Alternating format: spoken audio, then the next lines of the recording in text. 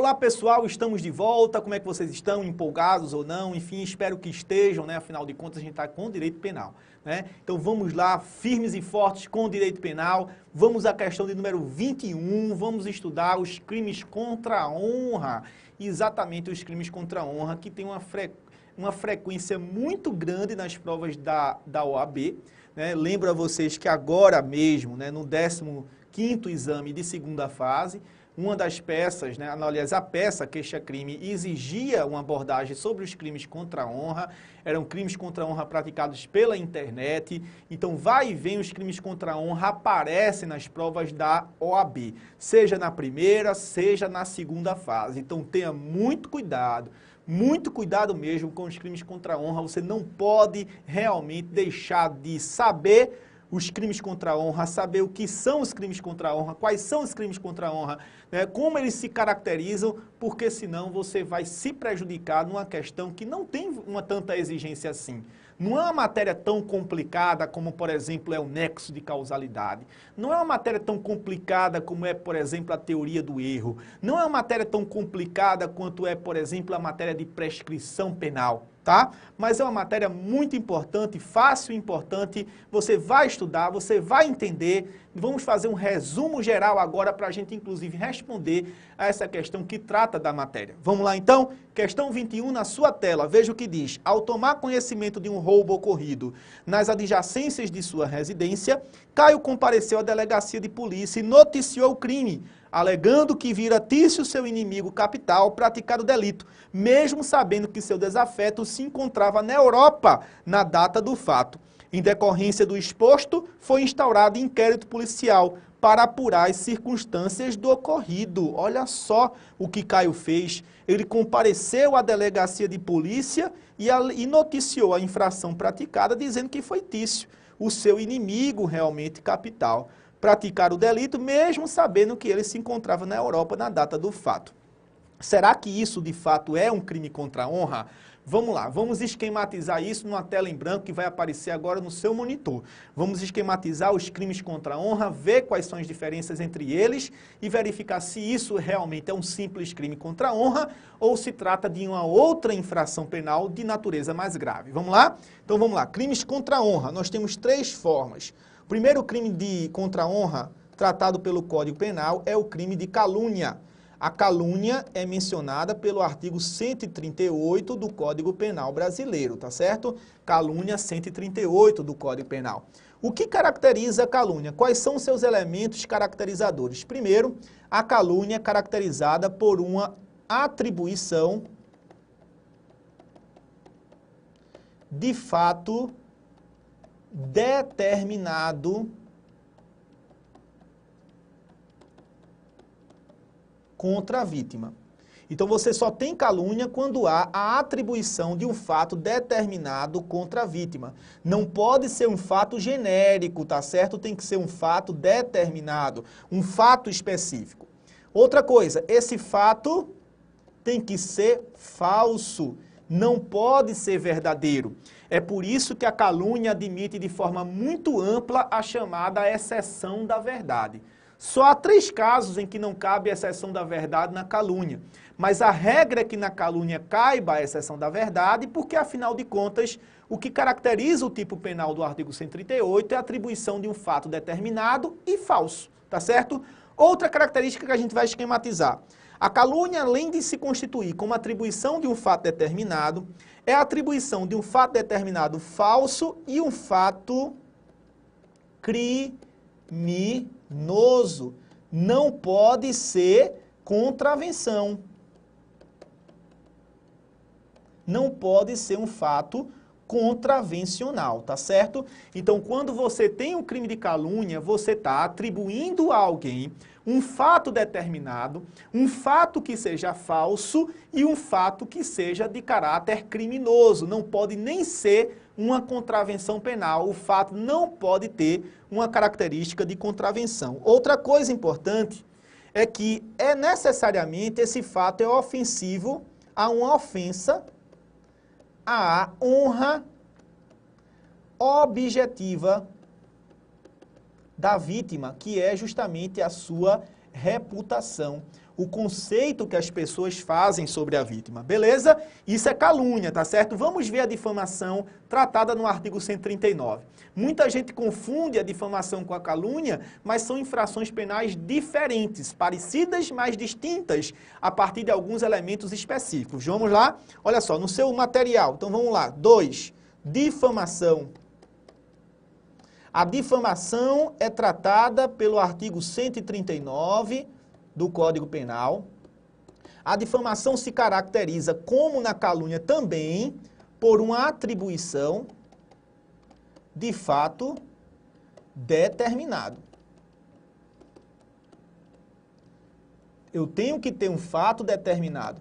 Segundo, esse fato não é crime. Esse fato não é um fato criminoso. Outra coisa, fato pode ser verdadeiro ou pode ser falso. Isso não interessa para a difamação a princípio, tá certo? Mas é um fato ofensivo à reputação da vítima. É um fato, portanto, ofensivo à sua honra objetiva. Vejam bem, presta bem atenção aqui comigo. A difamação não pode ser confundida com a calúnia. A calúnia tem com a difamação esse ponto de contato porque ambos os crimes se caracterizam pela atribuição de um fato determinado, certo?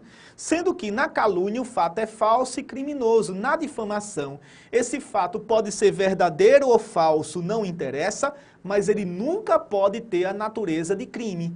O fato não é criminoso na difamação, pode ser verdadeiro ou falso, desde que seja ofensivo à reputação da vítima. Então vamos imaginar que alguém chegue e diga assim, espalhe pela comunidade, espalhe pela vizinhança, fulano, fulana de tal, né, mantém relação sexual todos os dias com pessoa do mesmo sexo.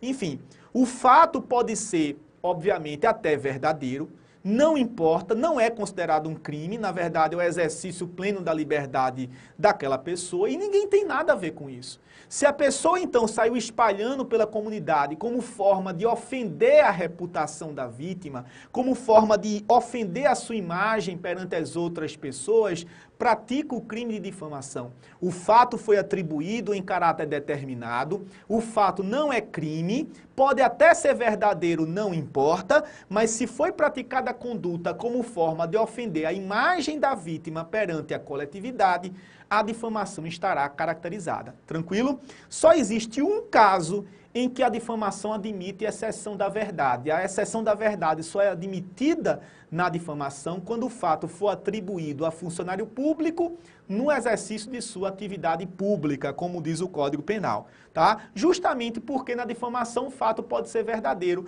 A única hipótese em que cabe a exceção da verdade à difamação é essa, quando o fato é atribuído a funcionário público no exercício de sua atividade pública, porque aí a administração pública tem interesse em saber se o funcionário público realmente praticou ou não aquela conduta desabonadora, aquela conduta ofensiva realmente à imagem da própria administração que ele está a representar.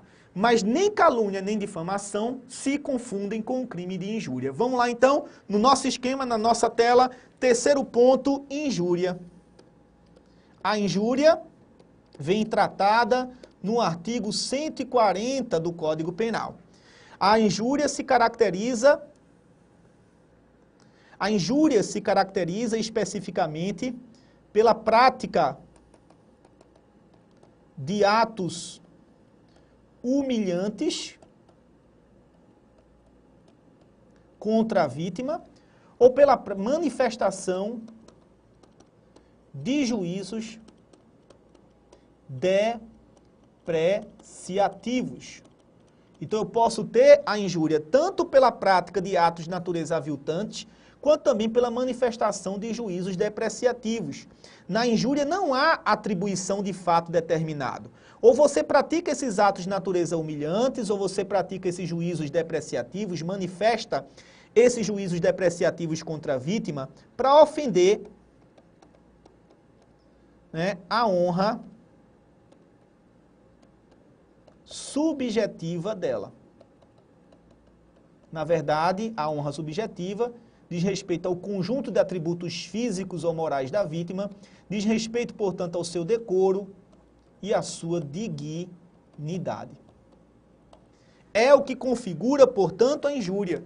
A injúria é considerada quando você tem a prática de atos humilhantes, cuspir no rosto de alguém, por exemplo, jogar sujeira em cima de alguém, por exemplo, né? Jogar lama em cima de alguém, num bar, num restaurante, jogar o que tem um recipiente de um copo, o líquido de uma bebida, e no rosto de alguém como forma de humilhar essa pessoa. Isso é uma forma de injúria também. A injúria admite uma vasta possibilidade de prática, não é?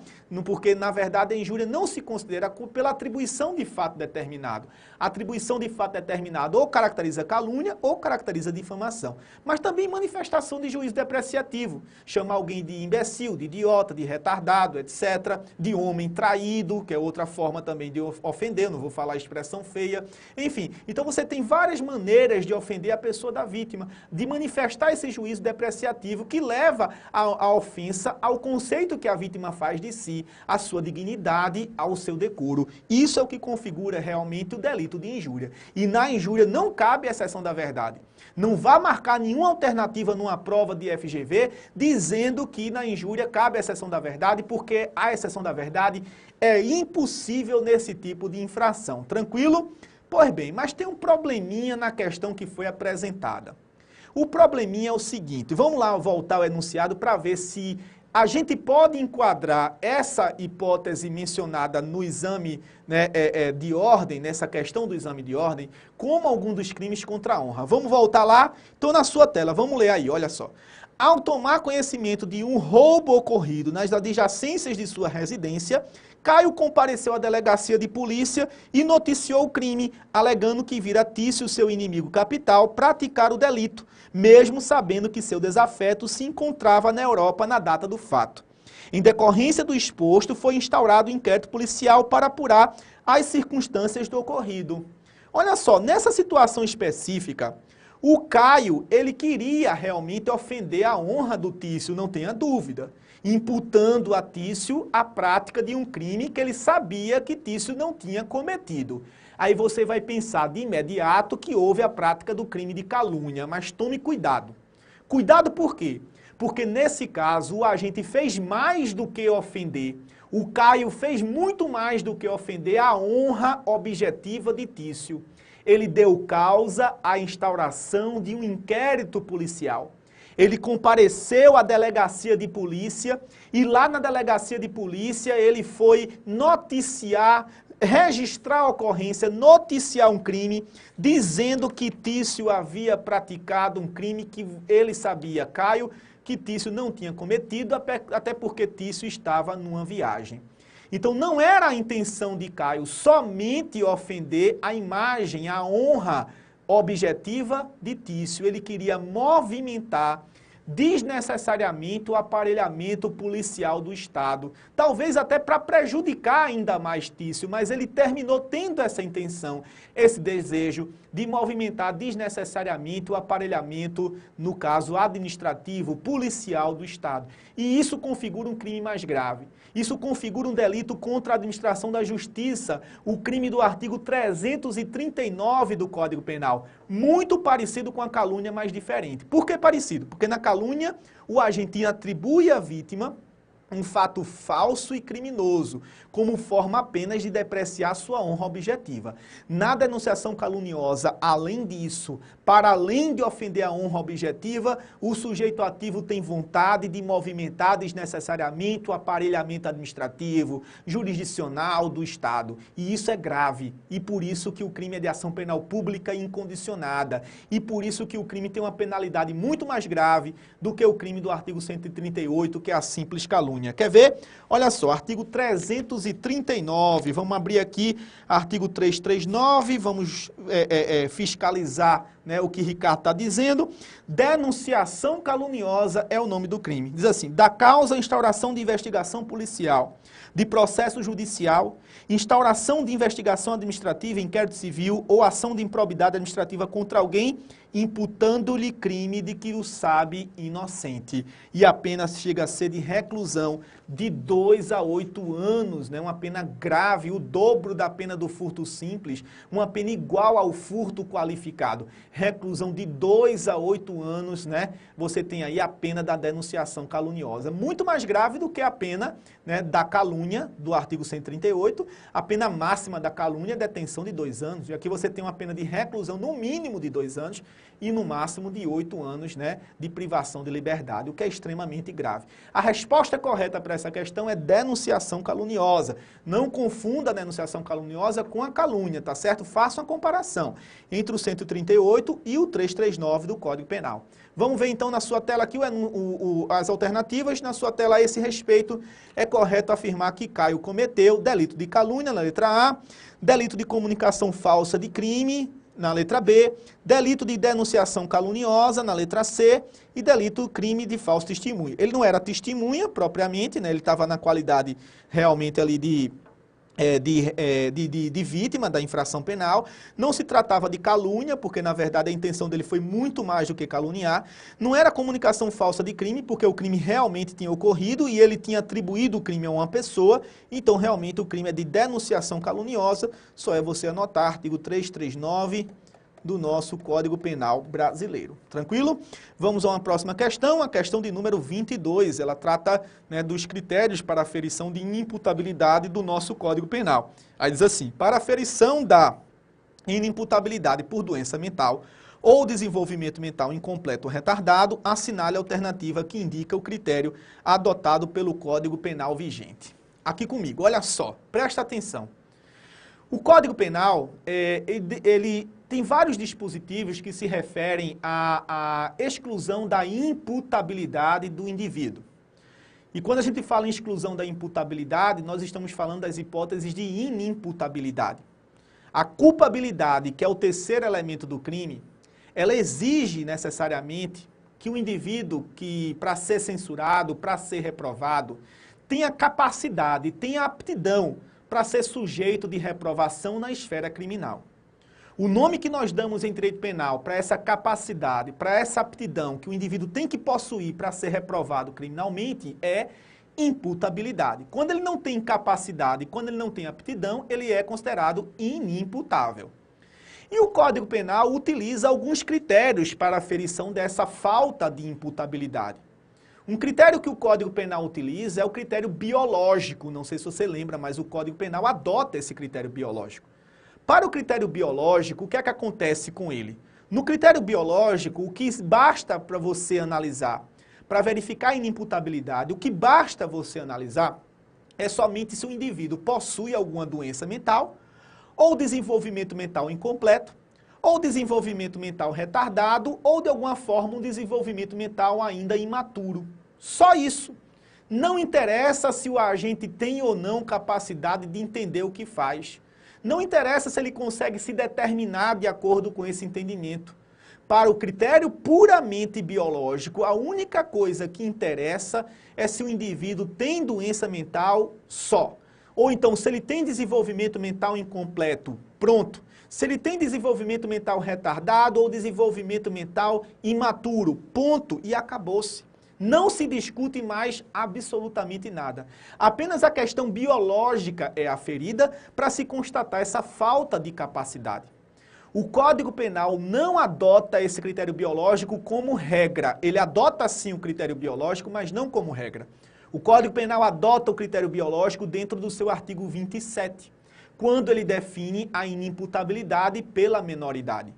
Se alguém praticar um injusto penal, se alguém praticar um fato típico e antijurídico, mas no momento da conduta praticada, se ele tinha menos de 18 anos na data do fato, na data da conduta, como aliás é mencionado pelo artigo 4º do Código Penal, se na data da conduta ele tinha menos de 18 anos, ele é automaticamente considerado inimputável. Ele é automaticamente considerado um incapaz, porque o que se analisa somente é essa falta de capacidade dele a partir, né, dessa faixa etária em que ele se encontra. O Código Penal analisa somente a imaturidade desse indivíduo. Então, basta você comprovar que ele, na data do fato, tinha menos de 18 anos e isso automaticamente leva à declaração de sua inimputabilidade. O critério é puramente biológico. Ah, Ricardo, mas e se esse réu, se esse indivíduo, aliás, se esse acusado tinha menos de 18 anos, mas já falava 5 idiomas? Se ele tinha menos de 18 anos, mas já tinha inclusive feito uma graduação, era um gênio, tinha feito uma graduação, já estava dentro de um programa de mestrado, né, queria já emendar com doutorado e praticou um fato considerado injusto penal. Isso é irrelevante. Veja que o Código Penal, ele presume de forma absoluta a incapacidade desses indivíduos. Então, o critério adotado pelo artigo 27 é somente o critério biológico, tá bom? Mas a regra no Código Penal não é essa, isso é uma exceção. A regra no Código Penal é a adoção do critério biopsicológico, um critério que une o critério biológico puro ao critério psicológico puro. A fusão desses dois critérios biológicos e psicológicos, você tem a formação, com essa fusão, você tem a formação do critério biopsicológico, que é a regra no Brasil. No Brasil, você vai abrir o artigo 26 do seu Código Penal agora. O Brasil adota esse critério biopsicológico em relação à doença mental ou ao desenvolvimento mental incompleto ou retardado. Diz o artigo 26 do nosso Código Penal que é isento de pena um agente que, por doença mental ou desenvolvimento mental incompleto ou retardado, era, ao tempo da ação ou omissão, inteiramente incapaz de entender o caráter ilícito do fato ou de determinar-se de acordo com esse entendimento. Então, no Brasil, meu amigo, para o artigo 26, para inimputabilidade pela doença mental ou pelo desenvolvimento mental incompleto ou retardado, não basta a constatação da doença, não basta a constatação do desenvolvimento mental incompleto ou do desenvolvimento mental retardado. O agente só vai ser considerado inimputável se essa doença, se esse desenvolvimento mental incompleto ou retardado tiver feito com que, na data do fato, no momento da conduta criminosa, ele perdesse inteiramente a capacidade de entender o que fazia, entender a ilicitude do fato ou de determinar-se de acordo com esse entendimento. Então veja, você une os dois critérios biológicos e psicológicos, né? Você une os dois critérios, o biológico e o psicológico, num só, o critério biopsicológico. Então o que é que o perito criminal vai fazer? O perito criminal, médico psiquiatra, né, que foi foi chamado para fazer esse exame no incidente de sanidade mental, o que é que ele vai ter que declarar? Primeiro, ele vai ter que declarar se existe naquele examinando, se existe doença mental, ou se tem ele desenvolvimento mental incompleto ou retardado. E se isso fez com que, na data da conduta, no momento da infração, ele perdesse completamente a capacidade de entendimento e determinação. É como diz o artigo 26, o critério é biopsicológico nesse caso. E só um detalhe, embora a questão não peça isso. Caso o juiz constate que realmente o agente, por conta da doença mental, do desenvolvimento mental incompleto ou retardado, perdeu completamente a capacidade de entender e se determinar, o juiz não terá outra solução senão absolver o réu. Ricardo, ele vai ser absolvido, claro. Ele praticou um fato típico, ele praticou um fato antijurídico, mas ele não praticou um fato com culpabilidade, porque ele não tem imputabilidade, ele não é inimputável. A inimputabilidade não retira a capacidade do agente ser reprovado, então ele não vai ser reprovado pelo fato, o juiz não tem outra alternativa, nesse caso do artigo 26 caput, a não ser absolver o agente. Mas, Ricardo, essa absolvição é uma absolvição propriamente dita? Não. A gente diz que essa sentença absolutória deve ser classificada como sentença absolutória imprópria. E por que sentença absolutória imprópria? Porque apesar de ser uma sentença de natureza absolutória, o juiz vai aplicar a esse doente mental ou a esse indivíduo que tem desenvolvimento mental incompleto ou retardado uma medida de segurança. Porque se ele tem doença, se ele tem desenvolvimento mental incompleto ou retardado, que leva ele a praticar uma conduta perigosa à sociedade, então ele tem que ser tratado. Por isso que a medida de segurança pode a ele ser aplicada. Pode ser uma medida de segurança mais grave, em caráter de internação. A gente chama essa medida de segurança detentiva. e nesse caso ele vai ser recolhido ao antigo manicômio judiciário, hoje chamado Hospital de Custódia e Tratamento Psiquiátrico, ou simplesmente HCTP, ou pode ser uma medida de segurança mais branda, quando a infração for punida com detenção. Aí o juiz pode optar por uma medida de segurança em caráter de tratamento ambulatorial. E nesse tratamento ambulatorial, esse indivíduo absolvido vai ser apenas periodicamente acompanhado por uma equipe de psiquiatras ou uma equipe multidisciplinar, para verificar se realmente a periculosidade dele continua persistindo e para que ele seja devidamente assistido e tratado com a medicação apropriada para a sua condição, tá certo? Então não há outra solução para essa situação senão o juiz absolver o indivíduo que praticou o injusto e aplicar a medida de segurança necessária à sua terapia. Daí que a gente chama essa sentença absolutória de imprópria, porque existe uma consequência negativa aplicada ao agente que praticou o injusto penal. Mas o critério é biopsicológico, não importa apenas a doença ou desenvolvimento mental incompleto ou retardado. É preciso que isso tenha retirado completamente a capacidade do agente entender e se determinar. Vamos voltar à questão então? Questão na tela para a gente fechar esse bloco aqui. Diz assim, para aferição da inimputabilidade por doença mental ou desenvolvimento mental incompleto ou retardado, assinale a alternativa que indica o critério adotado pelo Código Penal vigente. O critério que o Código adota em relação à doença mental ou desenvolvimento mental incompleto ou retardado, à luz do artigo 26, é o critério biopsicológico. Está aí, letra D de dado, a resposta para essa questão de número 22. Tudo tranquilo? Firme? Deu para entender? Espero ter sido suficiente nessas minhas explicações, gente. No próximo bloco, a gente vai então ter o bloco derradeiro, o último bloco desse nosso curso gratuito. Espero que vocês estejam gostando, que estejam acompanhando. E mais uma vez, qualquer dúvida, você já sabe, não é? Eu vou falar isso também no final do nosso encontro, mas ricardojbgm@hotmail.com e no Facebook galvão.ricardo. Você me encontra lá. Qualquer dúvida, qualquer sugestão, pode me mandar, tá certo? Ficarei muito honrado em receber lá o seu feedback, tá certo? Espere um pouquinho, tome uma água, faça um lanche, estique as pernas. No próximo bloco, então, a gente termina esse nosso encontro. Até já já!